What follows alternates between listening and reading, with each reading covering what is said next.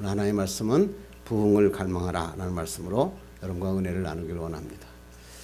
제가 어저께 잠깐 뉴스를 봤더니요, 갤럭시 노트 7 총손실이 얼마냐면 7조 원 정도. 이야, 엄청나더라고요. 천문학적인 수업료를 지금 삼성이 지불하고 있어요. 제대로 팔았으면 10조 영업이익이 났다고 그렇게 얘기하고요. 작년에 갤럭시 노트 5가 나왔는데 1000만 대가 작년에 팔렸다고 합니다. 그때 영업이익이 얼마냐면 2조 2300억 정도 났는데, 이번에 이 갤럭시 노트 7은 완전히 달랐기 때문에 이것이 났다면 아마 10억 정도 영업이 났다. 그래서 유한투자증권에서는 8조 2천억이 이번에 손실을 봤다 이렇게 얘기를 하더라고요. 처음에는 배터리가 불량이다 그렇게 했는데, 그래 보니까 나중에 보니까 배터리를 교체했는데도 원인 불명으로 나타납니다. 그래서 리콜을 하다가 완전히 판매 중단을 선언해버리고 말고요, 결국은 삼성이 제품 관리에 실패한 것을 인정하고 맙니다. 사람들은 이것을 보고 이건희 회장이 지금 경영 일선에 나서지 못한 것은 문제가 아닌가 이렇게 이야기하기도 합니다. 이재용 사장의 경영 관리가 실패했다 이렇게 얘기합니다. 삼성전자는 이 위기에서 어떻게 될 것인가, 변화가 필요하다 이런 거죠. 갤럭시 노트의 문제점은 위기는 실패는 누구나 있는데 이것이 과연 값비싼 수업료가 될 것인가, 아니면 삼성전자의 하락세로 이어질 것인가. 삼성 본사 안에 가면 삼성 디지털 시티라고 하는 전시관이 있는데, 거기에 가면 자기가 했던 여러 가지 그 제품들을 전시하는데 5점 잘못했던 것도 전시한다 그럽니다. 그 중에서 가장 큰 잘못이 뭐냐면 1995년도에 무선 전화기, 여러분 너무나 잘 아시는 15만 대 수거. 그래가지고 그때 이건희 회장이 15만 대를 갖다 놓고요, 그 삼성전자에 모아놓고 해머로 그 무선 전화기를 다 때려치고, 그 다음에 그게 안 되니까 불도저로 다 밀어버렸어. 그리고 불태운 사건 너무나 유명합니다. 그때 그 무선 전화기가 지금 그 디지털 시티에 가면 전시되어 있습니다. 또 2009년대는요, 지펠 냉장고가 폭발합니다. 그래서 거기에 또 뭐가 문제가 있어. 그때 21만 대를 리콜을 합니다. 근데 이때 이 가전전자에서 21만 대 리콜은요, 세계 최대의 물량이었다. 그때 이건희 회장이 이런 얘기를 합니다. 마누라와 자식만 빼고 다 바꿔라. 이게 이건희 회장의 신경영. 결국은 이건희 회장은 마누라와 자식만 빼고 다 바꿔라 라고 하는 이 신경영을 선언하면서 삼성전자가 도약합니다. 무너질 줄 알고 위기 속에 빠져서 죽을 것 같은 줄 알았는데, 나중에 보니까 뭐냐면 이게 삼성전자를 새롭게 바꾸어내는 인류 기업으로 만드는 그러한 일이 되었다라고 하는 것입니다. 근데 똑같은 일이 소니가 만들어졌거든요. 소니는 자기가 위기관리가 왔을 때 위기관리를 대처하지 못합니다. 그래서 여러분, 우리 어렸을 때는요, 소니 제품이 전부 다 있었거든요. 근데 요새는 소니 안 나옵니다. 부품을 제공하는 업체로 바꿨어요. 세계를 지배하던 소니가 부품을 만들어서 납품하는 납품업체로 전락하는 건 위기관리에서 실패했기 때문에 그렇습니다. 기업에서 중요한 건 뭐냐면요, 기업은 위기가 오는 거예요. 갤럭시 노트 7처럼 엄청난 수업료를 낼 수도 있어요. 중요한 건 뭐냐면 위기관리에서 죽는 사람이 있고, 위기관리에서 죽은 건 과감하게 버리고 새롭게 도약하는 그런 기업이 있다. 그게 중요하다 이런 거죠. 근데 기업뿐만 아니라 사람도 마찬가지예요. 사람 살아보면 뭐 어떻게 전부 다 행복하게 살 수 있습니까? 어쩔 때는 위기가 막 찾아와요. 대학에 떨어지기도 하고요, 기업이 사업하다가 망해보기도 하고요, 직장을 잃어보기도 하고 어려운 일이 옵니다. 중요한 건 뭐냐면 위기가 아니라 이 위기를 내가 어떻게 이겨내느냐. 그게 우리 인생에서 가장 중요한 거죠. 교회도 마찬가지예요. 교회도 때때로 어려움이 옵니다. 생각하지 못했던 어려움이 교회에 막 물밀듯이 들어와요. 그때 물밀듯이 들어올 때 거기서 죽어버리면 죽는 겁니다. 중요한 건 뭐예요? 끝까지 극복하는 거예요. 이 위기를 어떻게 그 극복만 하는 순간에 삼성이 반도체의 새로운 강자로, 세계 강자로 터오르듯이 우리의 인생도 우리의 교회도 새로운 하나님의 교회로 탈바꿈하는 것입니다. 어려움을 통해서 뭐예요? 죽은 것은 버리고 다시 살아나는 일. 그것이 뭐예요? 하나님께서 바라시는 게 뭘까요? 죽은 건 버려라. 쓸데없는 거 버려라. 세상 거 버리고 하나님만 바라봐라. 그걸 말하면 생명력 있는 교회라 그러죠. 하나님만 바라보는 교회. 하나님의 일하심을 기대하는 교회. 그것을 성경에서 뭐라 그래요? 부흥이다. 이렇게 성경 말합니다. 여러분이 오늘 읽은 본문은 한국어 성경에서 부흥이라는 단어가 딱 한 번 나옵니다. 그러니까 원래 이제 우리가 참 어려운 건 뭐냐면 한글 성경으로 바꿨으니까 사람들은 뭐냐면 부흥 그러면 전체 중에 부흥이 딱 한 번 나오니까 이거 하나만 갖고 부흥이라고 얘기하는데 한글로 바꿨으니까 그렇습니다. 그래서 여기서 부흥하면 딱 한 번 나오는데 하박국이라고 하는 선자 우리가 아침마다 우리가 지금 큐티하고 있죠. 하박국이라고 하는 뭐냐면 팔을 벌려 포옹하다 이런 뜻이었다 그랬죠. 껴안다. 두 팔을 벌려 백성들을 포옹한 하박국의 이야기가 하박국서입니다. 그때 시대는 유다 왕 여호야김 시대였거든요. 이 여호야김 시대는 얼마나 악했는지 25살에 이 여호야김이 왕이 됐는데요. 11년 동안 나라를 통치하는데 악한 일은 다 합니다. 그때 유명한 선지자가 누구냐면 에레미야라고 하는 선지자죠. 그 에레미야가 이 유다 여호야김 앞에서 하나님의 말씀을 낭독하고 두루마리에 적어가지고 하나님 말씀을 낭독합니다. 그러면 여호야김이 거기서 어떻게 해요? 그 두루마리를 갖다가 칼로 잘라버려요. 그리고 그걸 갖다가 불로 태워버려요. 찢어가지고. 아주 나쁜 놈이에요. 말씀을 완전히 거부하는 거예요. 내가 이만큼 세력을 갖고 있으니까 내가 훌륭한 왕이다라고 하는 것이죠. 그래서 본문의 시대는 뭐라고 하냐면 율법이 해이하고 하나님의 말씀이 통하지 않고 강포가 심하고 아주 강한 자들만 살아남는 시대가 공의가 굽어진 시대, 절망적인 시대였다고 하는 것입니다. 이 절망적인 시대의 하박국이 백성들을 두 팔로 벌려 백성들을 끌어안고 하나님 앞에 기도하는데 뭘 위해서 기도할까요? 하나님 부흥을 주시옵소서. 여호와여 주의 일을 수년 내에 부흥케 하여 주옵소서. 수년 내에 나타내 주옵소서. 진노 중이라도 긍휼을 믿지 마옵소서. 그렇게 얘기했단 말이에요. 그러면 여기서 하박국이 얘기하는 부흥이라는 게 과연 무엇일까? 어떻게 하면 우리 꿈의 교회가 여러분의 가정이 여러분의 삶이 새롭게 부흥하는 삶을 통할 수 있을까? 말씀을 좀 잘 듣고 하나님의 은혜를 받기를 간절히 바랍니다.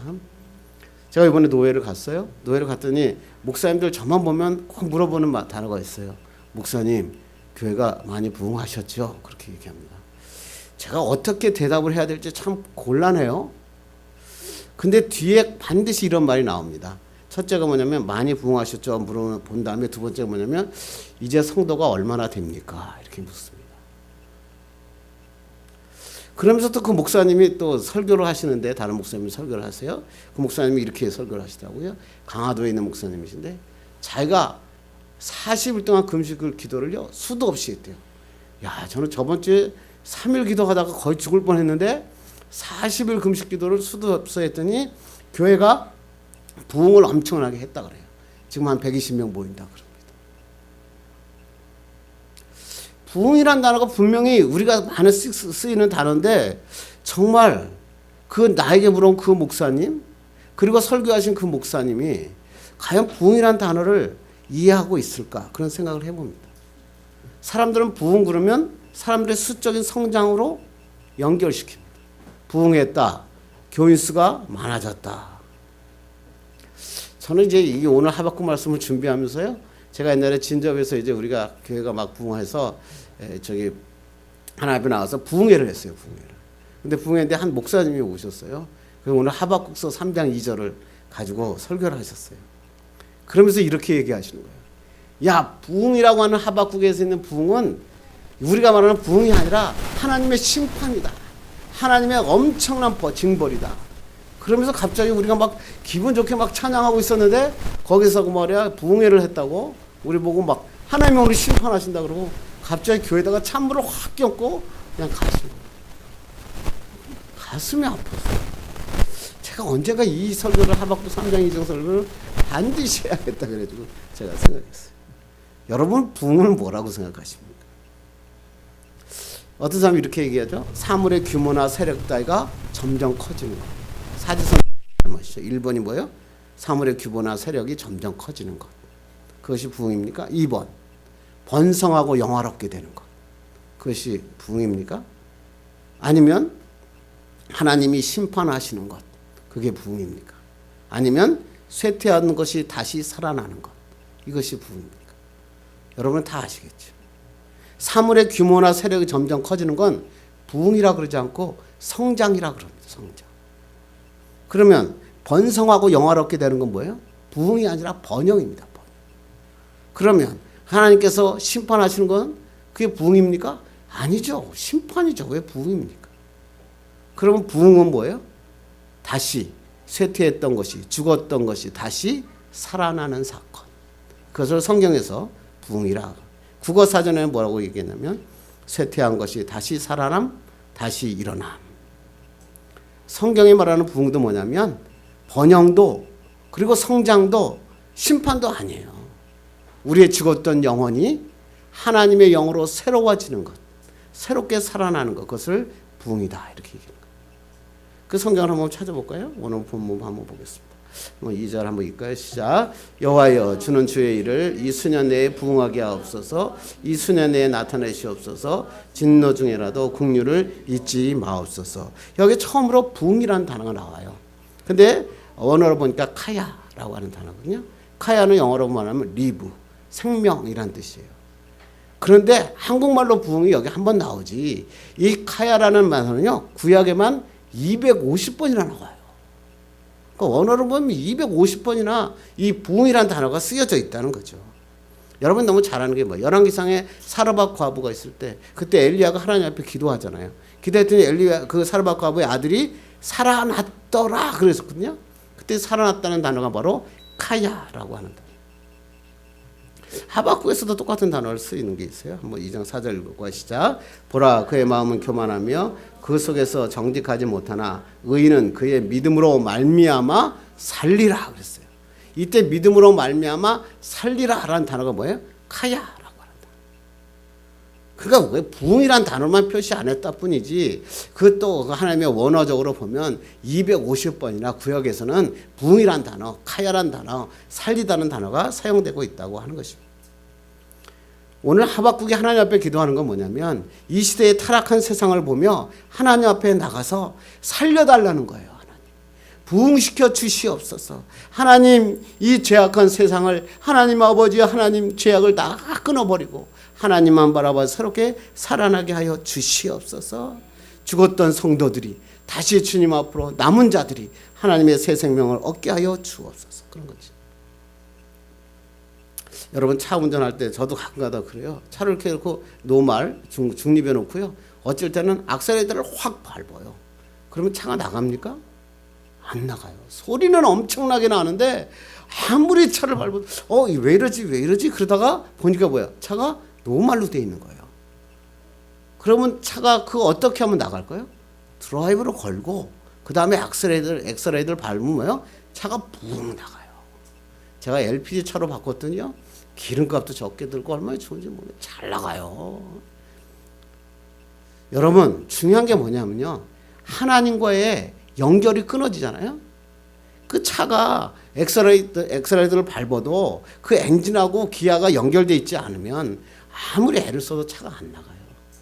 믿음 생활할 때도 제일 중요한 게 뭐냐면 하나님과의 연결관계가 끊어진 상태에서 아무리 애쓰고 힘쓰고 여러분 돈 벌려고 와서 아무리 밤새워 보세요. 돈이 벌어집니까? 인생의 기쁨이 옵니까? 행복이 옵니까? 안 와요.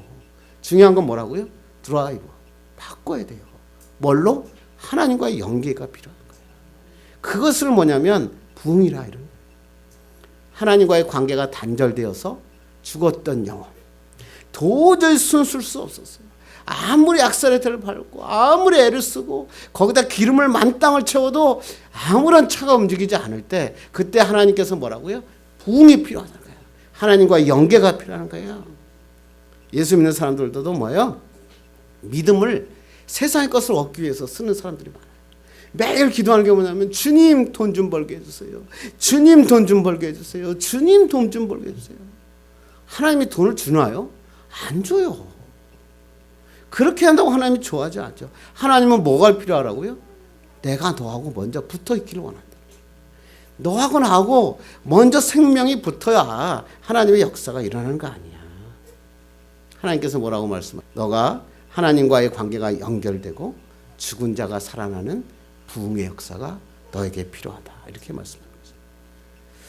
한국 교회는 어떨까요? 정말 이 세상에 한국 교회는 부흥이 일어났습니까? 하나님의 놀라운 역사가 지금 막 살아나는 역사가 일어납니까? 신학교에 가면 가장 인기 있는 과목이 뭔지 아세요? 교회 성장학. 교회 성장이 가장 인기 있는 과목인데 어떻게 하면 성장할 것인가? 제가 성장 세미나를 여러 번 하는데요. 그 뭔지 아세요? 첫 번째가 길목을 잘 잡아라. 그 교회를 세울 때 교회가 성장하기 위해서 길목을 잘 잡아야 된다. 어디 뒤에 안 보이는 데 들어가거나 지하로 가면 잘 안 된다는 거예요. 두 번째는 교인들이 모일 수 있는 공간을 많이 만들어라. 카페 뭐 이런 거 있죠. 뭐 어느 교회는 뭐야? 흡연실 뭐 이런 것도 만들어. 세 번째는 뭐냐면 그 교인들이 모이는 교인들이 원하는 말씀이 무엇인지를 분석해라. 하나님이 원하시는 말씀이 아니라 그 교인들이 원하는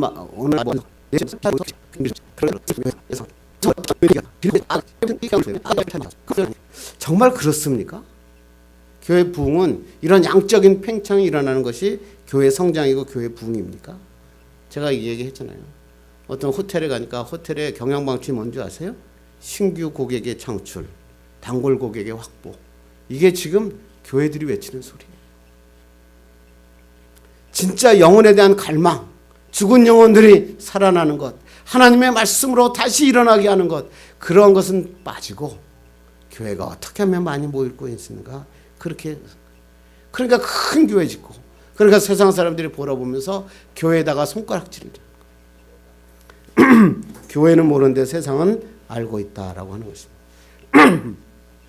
지금 한국교회에 가장 필요한 게 뭘까요? 양적인 성장이 아니라 진짜 부흥, 죽었던 것이 살아나는 생명의 부흥이 일어나는 것입니다. 그래서 모든 성도들이 하나님, 우리의 꿈의 교회가 우리 꿈의 교회 성도들을 살려주세요. 우리 성도들의 가정들을 살려주세요. 우리 교회, 한국 교회를 살려주세요. 이렇게 부르짖는 부흥을 위한 기도가 필요하다라고 하는 것입니다. 이 하나님의 생명이 부흥임을 잊지 말기를 간절히 바랍니다. 두 번째 부흥은 뭘까요? 다시 한번 2절을 읽어보고 시작. 여호와여, 주는 주의 일을 이 수년 내에 부흥하게 하옵소서. 이 수년 내에 나타내시옵소서. 진노 중이라도 긍휼을 잊지 마옵소서. 주의 일, 주의 일이 뭘까요? 하박국에서 이 주의 일, 하나님의 일이 과연 뭘까요? 하박국 1장 5장에 그 하나님의 일에 대해서 말씀하십니다. 읽겠습니다. 여호와께서 이르시되 너희의 생전에 내가 한 가지 일을 행할 것이라 누가 너희에게 말할지라도 너희가 먼저 믿지 아니하리라. 한 가지 일을 행하신다는 거에 뭐냐면 그 이스라엘, 죄악된 이스라엘을 바벨론을 통해서 어떻게 해요? 심판하시고 그 바벨론마저 어떻게 해요? 멸망시키겠다. 그러니까 오늘 하박국이 뭐라고 합니까? 주여, 주는 주의 일을 속히 이루어 주옵소서. 어떤 일을요? 바벨론을 통해서 이스라엘의 잘못된 것을 심판하시고 바벨론을 멸망시켜 주시옵소서. 근데 그때 주제가 누구예요? 주어가 주는. 누가 이루시는 거라고요? 주가 이루시는 거예요.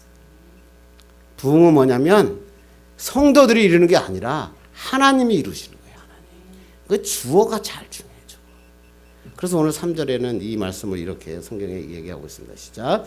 하나님이 대만에서부터 오시며 거룩한 자가 바란산에서부터 오시는도다. 그의 영광이 하늘을 덮었고 그의 찬송이 세계에 가득하도다 라고 했어요. 대만에서부터 오시고 바란산에서부터 오셨다. 이 대만이 타이완을 얘기하는 게 아니고 대만산 어디죠? 시내산. 하나님이 출애굽할 때 하나님께서 시내산에 하나님이 구름 가운데 임재하시잖아요. 그 임재하실 때 시온산이 시내산이 막 떨리잖아요. 그때 그 옆에 있는 산이 뭐냐면 대만산이고 바란산이에요. 이 대만산과 바란산이 막 떨린 거예요. 두려워서 하나님의 그 임재 앞에 정신이 없었다는 거예요. 그런 놀라운 하나님의 능력이 오늘 다시 한번 이 땅에 임할 것이다 라고 하는 것입니다.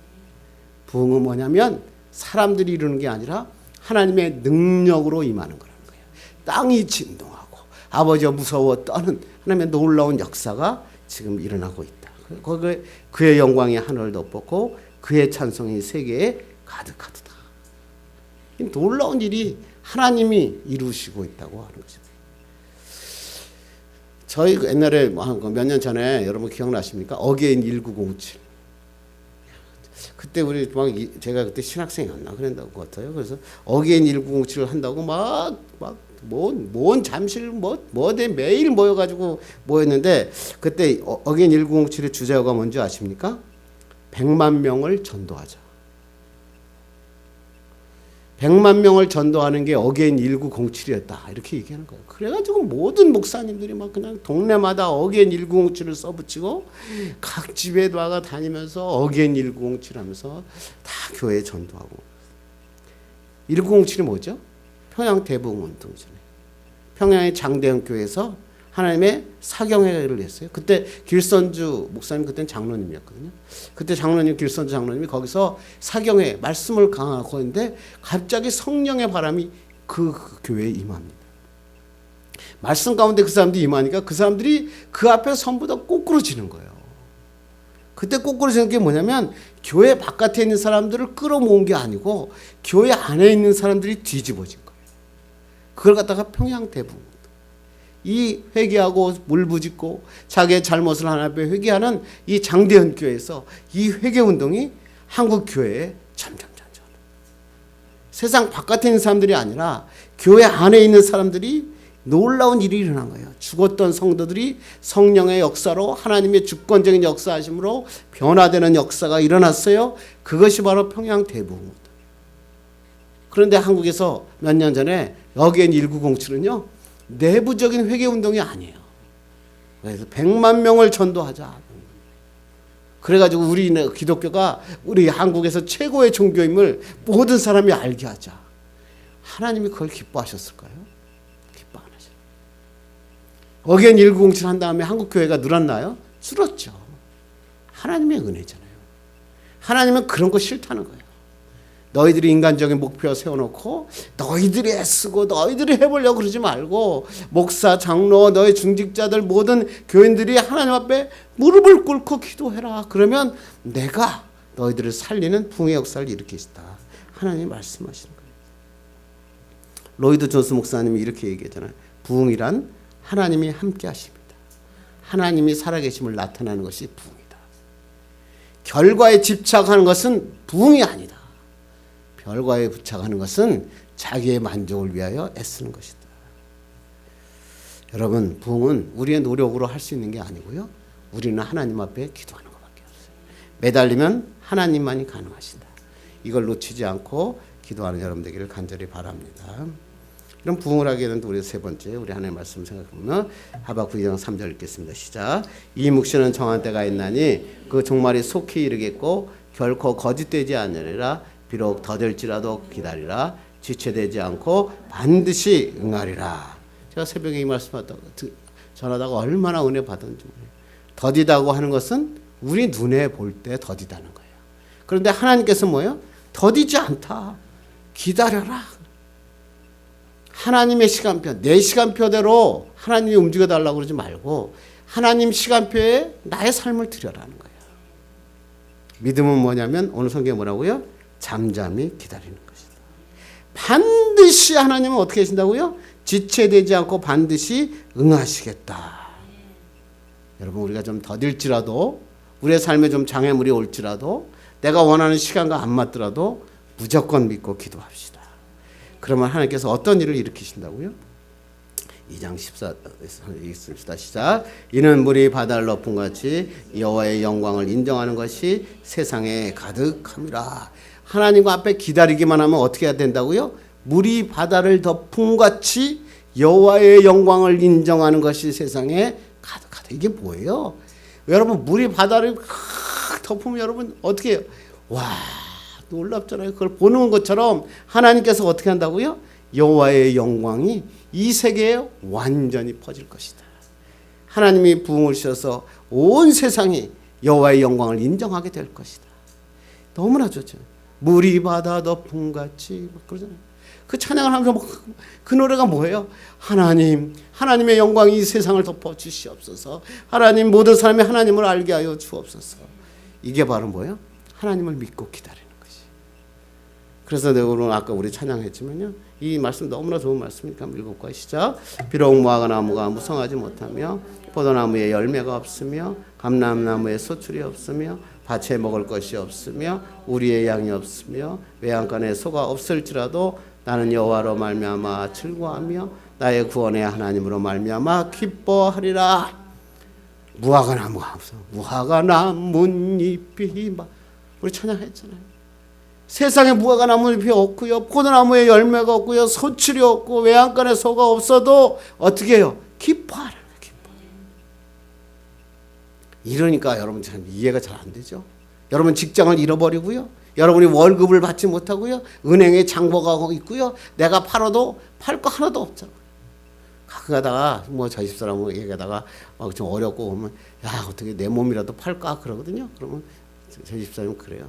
당신은 팔 거 아무것도 없어요. 뭐해? 뭐 온 몸이 다 뭐 형편없잖아요. 내가 가진 게 아무것도 없는 거예요. 내 몸뚱아리 하나인데 내 몸뚱아리 하나도 제대로 쓸 게 하나도 없는 거예요. 그런데 어떻게 한다고요? 여호와로 말미암아 즐거워하고 구원의 하나님으로 말미암아 기뻐하라. 왜 기뻐해요? 하나님이 일하시는 것이니까. 하나님이 일하심을 기대하는 거예요. 아버지 주님이 이루어 주실 줄로 믿습니다. 이것이 바로 부흥이에요. 하나님을 원망하고 어찌하여 하나님이 이렇게 말하십니까? 어찌하여 이렇게 악한 자가 득세합니까? 어찌하여 이 나라가 이렇습니까? 그러던 자가 하나님 앞에 기도하다가 뭐예요? 하나님은 나의 힘이요, 하나님은 나의 능력이시오. 그러고 기도하는 자 놀라운 축복과 역사가 일어나는 것입니다. 이것이 부흥입니다. 이것이 하나님의 역사하십니다. 이런 부흥이 일어나기 위해서 필요한 게 뭐예요? 땔감이에요. 불이 붙기 위해서 뭐가 필요하죠? 땔감이 필요하죠. 하나님이 다 이루시지만 우리가 해야 될 일이 있어요. 해야 될 일이 뭐냐면 오늘 하박국 3장 1절입니다. 시작. 시기 온옷에 맞춘 선지자 하박국의 기도라. 오늘 읽은 게 뭐냐면 하박국의 기도예요. 시기 온옷은 뭐냐면 곡조예요. 곡조. 다른 말로 쉽게 얘기하면 하박국이 어떻게 했다고요? 찬양하고 기도했다. 어찌하여 하나님은 가만히 계십니까? 하나님 뭐라고 그래요? 기다리라. 내가 일을 이루시겠다. 그랬더니 기다리다가 하나님 내가 심판하겠다 그러니까 하박국 선지자가 하나님의 말씀을 깨달아요. 그러면서 하나님이 오늘 하박국 선지자가 뭐예요? 시기온옷에 맞춘 하박국의 기도라. 찬양과 기도하는 사람으로 하박국이 바뀐 거예요. 그래서 하나님이 부흥하여 주옵소서. 그렇게 하나님 필요 없는 건 다 죽여주시고요, 새롭게 살게 하여 주옵소서. 생명을 주시옵소서. 이스라엘을 유다를 회복시켜 주시옵소서. 필요 없는 것은 다 밟아버리십시오. 그럼 이렇게 얘기하는 거예요. 아버지 하나님의 일하심을 모든 사람들이 알게 해 주시옵소서. 하나님이 부흥하시는데 하나님께서 이루시는데 내가 할 일이 있어요. 내가 할 일은 뭐라고요? 부흥의 땔감은 기도. 기도밖에 없다고 하는 것이. 하박국은 깨어진 이 민족, 그 죄악에 빠진 민족, 그 하나님을 버리고 우상에다가 금을 입힌 그런 그 백성들을 향해서 두 팔을 벌려서 하나님 앞에 끌어안고 하나님 앞에 기도하는 거예요. 하나님, 이 나라를 도와주옵소서. 가슴에 품은 거예요. 죄값으로 심판받을 거예요. 마땅하지만 이 남은 자들, 하나님을 붙잡고 있는 자들은 불쌍히 여기셔서 다시 부흥케 하여 주옵소서. 다시 생명을 회복시켜 주옵소서. 여러분, 이러한 기도가 여러분의 삶이 되기를 주님의 이름으로 축원합니다. 웨슬리 목사님이 이렇게 얘기했다 그러잖아요. 내가 가만히 있으면 아무도 나에게 관심이 없다는 거예요. 그런데 내가 불에 올라가면 사람들이 관심을 가진대요. 왜? 내가 타는 것을 보고 싶어서. 여러분 맞지 않습니까? 여러분이 가만히 있으면 세상 사람들이 여러분 별로 쳐다보지 않아요. 지나가는데 저 사람이 있나 없나 뭐 관심이 있겠어요? 그런데 여러분이 불에 올라타면 사람들이 다 쳐다봐요. 왜? 여러분이 불타는 걸 보고. 무슨 말이에요? 여러분이 예수 믿고 하나님의 신앙생활을 하는데 그냥 와서 교회 왔다 갔다 하면요, 남들이 관심이 없어요. 그런데 여러분이 성령의 불에 여러분의 몸을 맡기는 거예요. 성령의 불에 여러분이 타면 사람들이 와, 성령의 불이 타면 어떻게 되는가 우리가 보자. 그러니까 사람들이 주목하는 거예요. 여러분이 열정을 가지고 교회에 나와 믿음으로 기도하고 하나님의 성령의 불에 올라타면 하나님이 그때 사람들이 여러분을 주목하는 거예요. 하나님이 어떤 일을 이루시는가. 안희수 목사님이 그래요. 죽으면 죽으리라. 죽으면 살리라. 부흥을 갈망하며 기도하며 성령의 불에 올라타는 거예요. 그리고 하나님 앞에 무릎 꿇고 기도하는 거예요. 아버지 나를 살려주세요. 아버지 우리 가정을 살려주세요. 우리 꿈의 교회를 살려주세요. 이 땅에 무너진 교회들의 기초를 다시 세워주세요. 이렇게 기도하는 여러분 되기를 주님의 이름으로 축원합니다. 이래서 하나님의 참된 부흥이 우리 꿈의 교회 아버지 장대현 교회 이라는 것처럼 축복의 역사가 일어나기를 간절히 바랍니다. 기도하겠습니다. 하나님